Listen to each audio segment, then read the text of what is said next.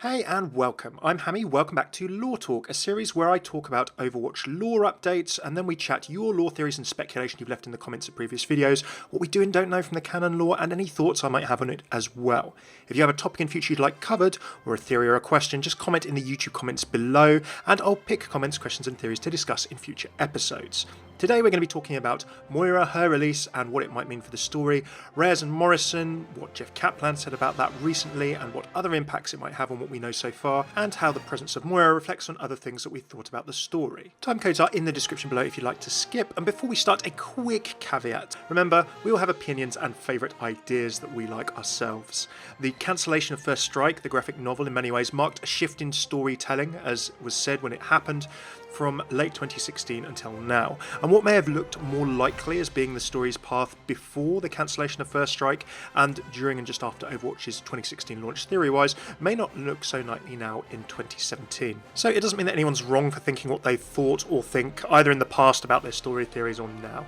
And Blizzard, if you've tried to follow or been a fan of Warcraft, Starcraft or the Diablo stories or series or games, is not afraid of changing major parts of the stories, introducing new timelines, whole different universes and retconning. So hindsight is a wonderful thing. So remember, what one day may be likely to you might be slightly different in someone else's perspective, and then of course Blizzard might change it all anyway, so there's no point getting too hung up on what's correct and what's not. Okay, let's get stuck into the good stuff. Firstly, Moira origins and lore. So I think it's always worth, before we start discussing theories, what we kind of do know or can sort of point to as being fact or canon, as close as there is to a thing in Overwatch, before we then talk about what we don't know and then look at theories from that perspective.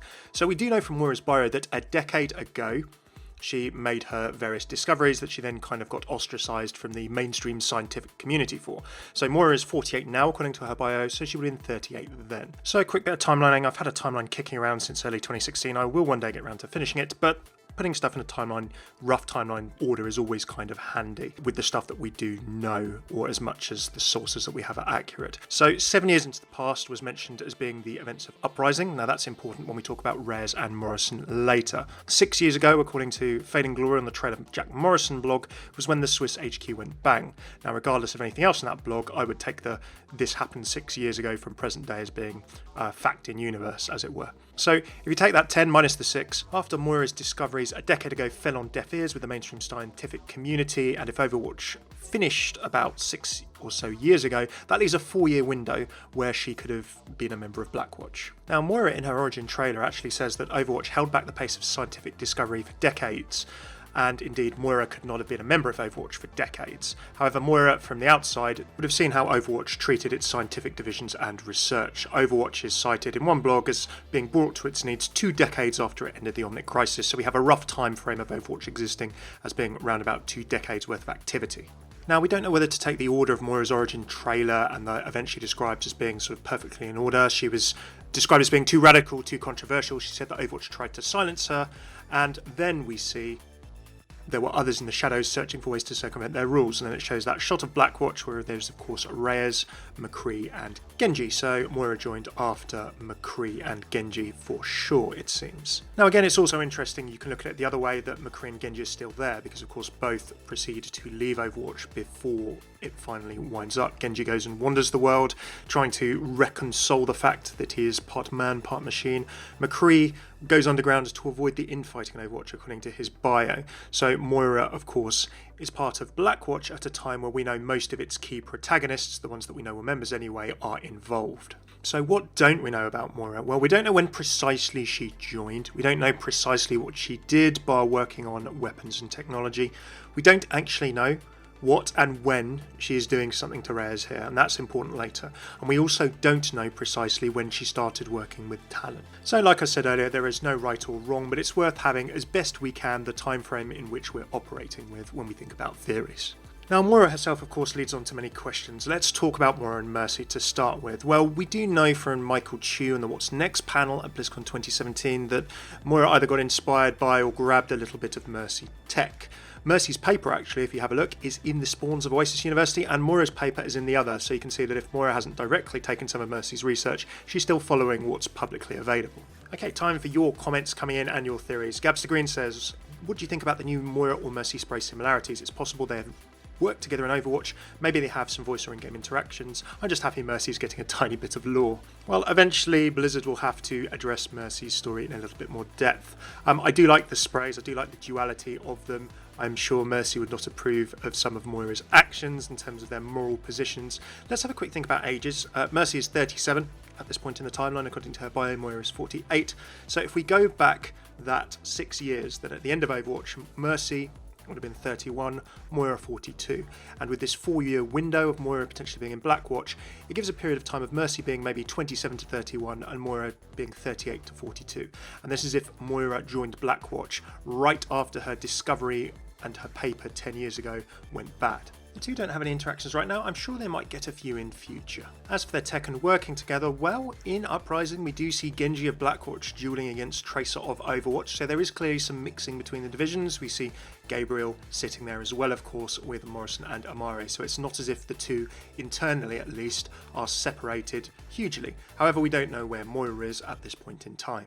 On to Moira and Reyes / Reaper. Now, of course, that one frame in the Origin trailer set all of our minds racing, but it may not answer us many questions directly, and we have to be a little bit careful with it. So a lot of you are wondering and theorising as to what this means for Reyes, his Reaper-like state, how it came about, and how the Swiss HQ was involved, like Wispy here, saying, did his abilities change over time, was the Swiss HQ involved, and similar. Going on to Rastalin Vasquez has a couple of different thoughts, and these are two questions that come up quite often in what you guys are discussing. Did Moira experiment for the first time on Reyes, and did she somehow cause his Reaper form?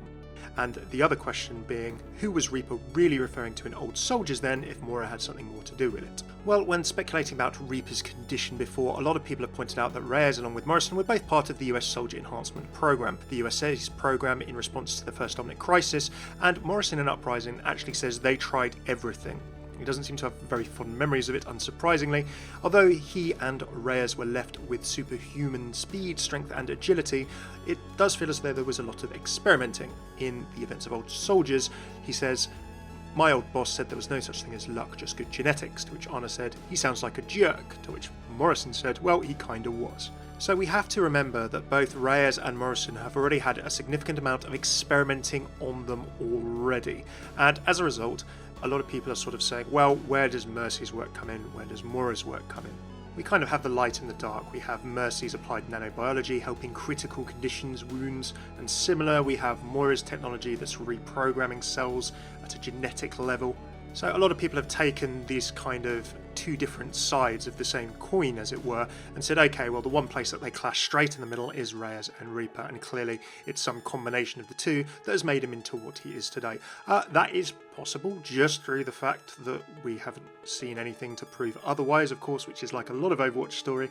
I still think it's important to remember that Reyes and Morrison have been experimented on a lot already, so either Mercy's tech or her treatment or Moira's experiments, or whatever she's doing to Reyes in this particular frame, could have made things better, could have made things worse. So this frame, as exciting as it is, also makes us ask a lot of questions, which you guys have been talking about too. Is Moira experimenting on him for the first time? Did she cause him to become his Reaper-like form that he is today?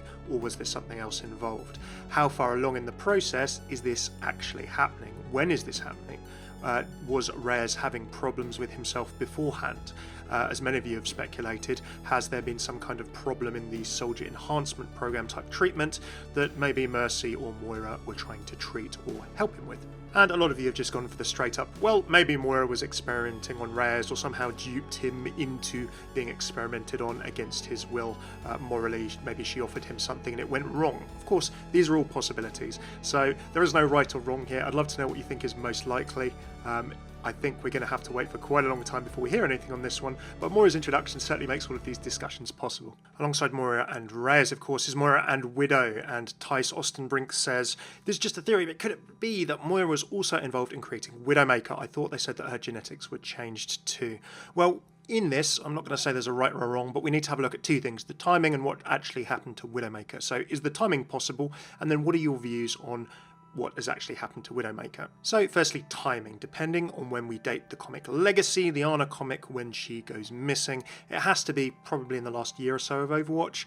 And going back to our little timelining, Uprising was 7 years ago, Ana was in that. The Swiss HQ going boom was 6 years ago.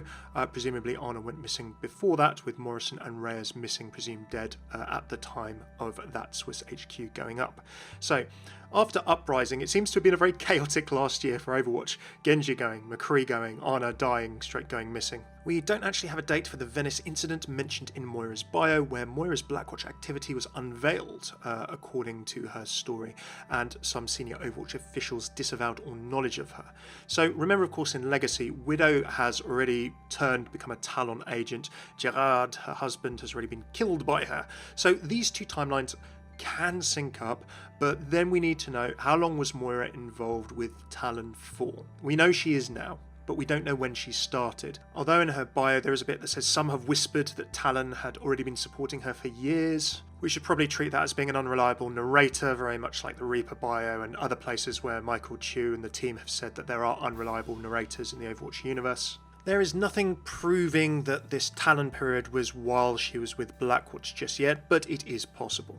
So the second piece is, well, what has happened to Widowmaker? Well, from Widow's bio, we kind of know two different areas.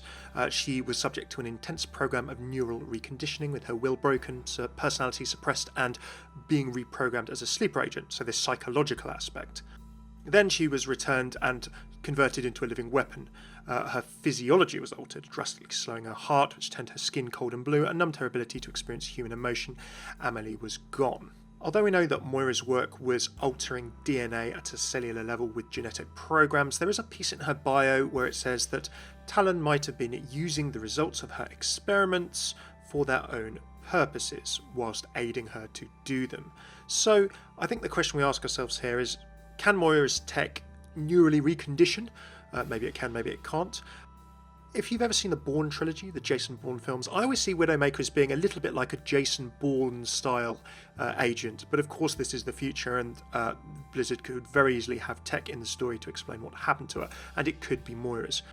Can Moira's tech secondly change physiology? Well, with her genetic things, the physiology bit probably seems more likely. And the challenge we have is that we don't actually even know whether Moira joined Oasis immediately after Overwatch fell. Was it later in those 6 years after Overwatch fell? Could she have been supported by Talon immediately and then joined Oasis afterwards, or the other way around? Moira having something to do with Widowmaker is more than possible. But it does make the last year of Overwatch existing, along with a lot of the timeline right now, what we have of it anyway, very, very, very action-packed. Now, there's nothing wrong with that. I mean, if you think of the timeline of Overwatch since the Museum short and the Recall short and everything that's happened in the last year and a half of the game being out, that is action-packed as well. But that one line in Moira's bio does leave the door open for her to be involved somehow, even if it's just Talon using her research and then using it somehow for their own ends. But it all depends on when Moira got involved with Talon in the first place, and we don't know that. Okay, last but not least, Reyes and Morrison. Now, given that recently Jeff Kaplan has said that their story is not as black and white as was portrayed in the Fading Glory on the Trail of Jack Morrison blog, Reyes not really being jealous at Morrison and being resentful throughout the tenure of Overwatch and similar, this has given everyone a reason to re-examine what Reyes has done and what Morrison has done, the relationship between the two in terms of both professionally and the anger that Reyes seems to show to Morrison afterwards, and why all of this has happened. So before we jump into some of your comments, I just want to bring up the Mercy quote from the Fading Glory blog, where she basically said that she thought their relationship as friends had broken down. Now, I do fully believe that Mercy's comment in Fading Glory is probably genuine. I think it's a genuine quote. I don't think Atlas News are going to make up a quote from someone as noted as Dr. Angela Ziegler. That would very, very quickly fall flat, given that Mercy's probably well known for her research and similar. However, Mercy's comment could just be a naive outside view. She perhaps just saw them arguing or not getting on and she didn't know why, and there was something going on behind the scenes. I think this is a fair enough read of that comment. It doesn't mean that Mercy is making something up. So remember, of course, we do have pre and post, as I'm looking at it right now, First Strike's cancellation. We have the old story from how Overwatch was laid out and portrayed from when it was announced at Blizzcon to start with, through to its release in 2016, through to the cancellation of First Strike in late 2016, and then from that point onwards what we've seen in the last year, almost two different eras of how the story was. Now remember, of course, Fading Glory was pretty much released as a blog over a year before the game actually came out as well. So after cancelling First Strike and those bits of the Omnic Crisis backstory, it did give the developers and the Blizzard team a chance to take things maybe in a different direction to the way they might have been hinted at or going before. So with that in mind, a lot of you have got a lot of interesting theories. The first one I'm going to bring up is the Reyes Double Agent Theory. Now a lot of you have mentioned various variations of this. Seems to be pretty popular right now. You have a lot of different reasons why Reyes might have become a double agent, his motivations, how he feels right now, how it might shake out in the end. The crux of it is, without going through every single one, that Reyes somehow becomes a double agent working undercover to try and bring down Talon from the inside, and his form being the way he is, what he says to Morrison in the events of Old Soldiers, what he says to Anna, are all sort of different things around that, maybe trying to keep him undercover and similar. Spartan Reyes says, if you look at some of the Laura's evidence, Reaper's had chances to kill the people who are supposedly his least favourite, and yet he didn't. Doomfist asks if Reaper's feeling sentimental, and the comics don't show Reyes as angry as Jack or the others. He's seen smiling and laughing, e.g. Uprising. Also a few things about experiments with Moira and Reyes similarly. So, straight to the crunch. Is Reyes being a double agent possible? Well, yes, of course, because we haven't seen anything to the contrary yet. Is it likely? Well, I know a lot of you will have different opinions on that. I'm going to go with mine. I'm no more right or wrong than anyone else. I don't think it is that likely, perhaps, because in my opinion, it might be just sort of as obvious a story in some ways as Reyes perhaps just wanting revenge for a perceived slight from Morrison or being over-promoted. So here's my take on three of the things mentioned in a few of your theories. It is not just Spartan Reyes is here, Ollie Tops, a few other people in the comments mentioned it as well. So one thing people seem to focus on, which we should look at both ways, is Doomfist asking Reaper if he's feeling sentimental and why Morrison and Omari aren't dead yet in the Masquerade comic. Now, for the record, my opinion, not fact, is that Reaper to me just doesn't sound very sentimental right now about Overwatch or the people involved. His hatred for Overwatch, he wants to put an end to this sad story. His hatred, seemingly in Old Soldiers, for Morrison. Now, a lot of this theory, or a lot of people asking whether Reaper is just sort of, acting. I don't think Reaper is acting in Old Soldiers. I think he's genuinely angry at Morrison. I don't believe he's trying to cover himself being a double agent. And if he saw that Morrison and Anna were working together and he was somehow working with Morrison, or he was a double agent, or Morrison somehow knew about him being a double agent, then why would he act in front of Anna? If Reyes was really a double agent in Talon with Morrison's knowledge or support, or they were working together, I don't see him trying to keep the act up in front of Anna if he saw that Morrison and Anna were working together. These three have known each other for a long enough time. Personally, I think that Reyes does want to finish off and kill these people, and had Anna not showed up in Old Soldiers, I think that Morrison could well have been killed. Now, in terms of the chances to kill people but didn't, I've seen a few people quote this as well. For the animated shorts, there's a very simple explanation for this, and it is purely the rating, the cinematic rating. If Reaper, in the events of Recall, shot a gorilla with a shotgun and killed him, the short would not get a T for teen rating. If you shoot the drop pod above Winston, then you get around that and put some threat into it as well. It's similar to Soldier 76 in the events of Hero when he's clearly injured, Baldric in the events of Honor and Glory when he is leaking kind of the fluid of the suit as well, the Crusader suit. And again, it's how you read Old Soldiers, but I think that Anna does kind of get the better of Reaper, or he decides to leave knowing that he's probably not going to be able to do what he wants to do. I don't think he's really letting them off, as it were. Now, another thing that people tend to mention is the rapid mood change between Uprising Reyes, where he seemingly sort of, doesn't care too much, still seemingly has a working relationship with Morrison, and of course the perceived Swiss HQ Reyes, if the two did argue as per Fading Glory and cause the base to explode. There is certainly a mood change, I'm not going to lie, between Uprising Reyes and the way we see him there, and the Talon hateful Reaper that we see today.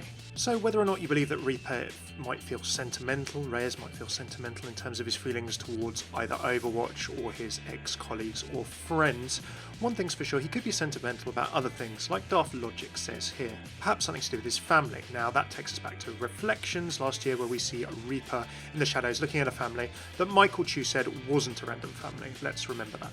So if Reyes is feeling sentimental or frustrated about something, I think it could be quite likely that whoever these people are in relation to him, he's not able to be with them in the way that he used to be in the past. So however Reaper or Reyes became the way that he is now, Moira's involvement with it, what Reaper's path might have been in terms of how he got involved with Talon, we still need to find answers to many of these questions, but Moira gives us a bit more of a framework to have a think about them, even if she doesn't give us precise answers.